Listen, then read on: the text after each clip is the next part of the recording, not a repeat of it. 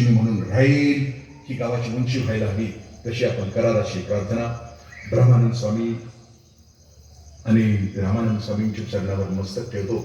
मला इथं बोलण्याची संधी दिली. आयानो, तुमचे थोर उपकार आहेत. 6 ते 9 केवढा मोठा त्याग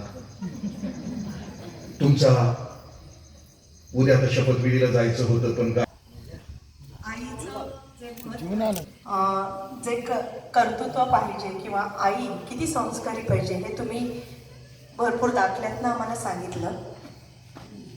आता शेवटची वेळ म्हणजे आभार प्रदर्शनाची. यासाठी मी विनंती करते प्रदीप हवालदार सर यांना.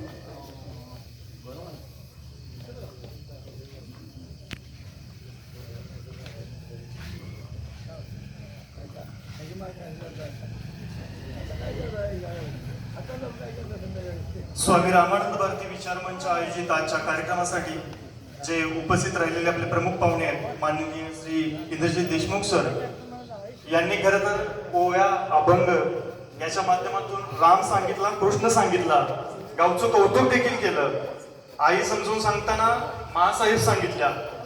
हे सगळं सांगत असताना त्यांनी मानवी मूल्यांची असलेली गरज ही पुन्हा एकदा अधोरेखित केली. त्यांनी आपल्या बहुमूल्य वेळेतून आपल्या गावासाठी, आपल्या विचारमंचसाठी जो वेळ दिला त्याच्याबद्दल त्यांचे मनापासून विचारमंचच्या वतीने, गावच्या ब्राह्मणनगरच्या वतीने मनापासून आभार. त्यांचे मोलाचे मार्गदर्शन गावासाठी, विचारमंचसाठी नेहमीच प्रेरणादायी ठेवले.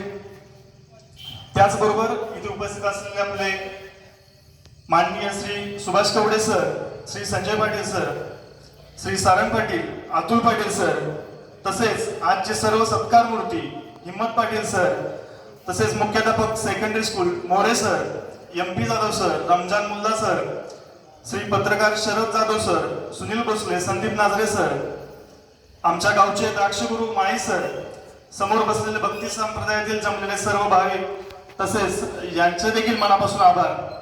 तसेच ज्यांचे आमच्या विचारमंचसाठी नेहमी मार्गदर्शन असते ते गावचे सरपंच, उपसरपंच सुनील बापू जाधव, ब्रह्मांड महाराज ट्रस्टचे सर्व सदस्य राजेश चव्हाण, अजित जाधव, अर्जुन जाधव, बाळासु जाधव अप्पा, तसेच पोलीस पाटील मनोज कोळेकर, विनोद पानगोडे, शिवाजी तावडर, तसेच गावातील प्रत्येक तरुण मंडळी, या सर्वांचं नेहमीच आपल्या विचारमंचच्या कार्यक्रमासाठी मार्गदर्शन असतं. तसेच अनावधानाने जर कुणाचं नाव राहिलं असेल, जे इथं आहेत, बाहेर गावावरून आलेत, परगावावरून आलेत, आपल्या विचारमंचावर प्रेम करणारे, मार्गदर्शन करणारे, त्या सर्वांचं मनापासून आभार मानतो.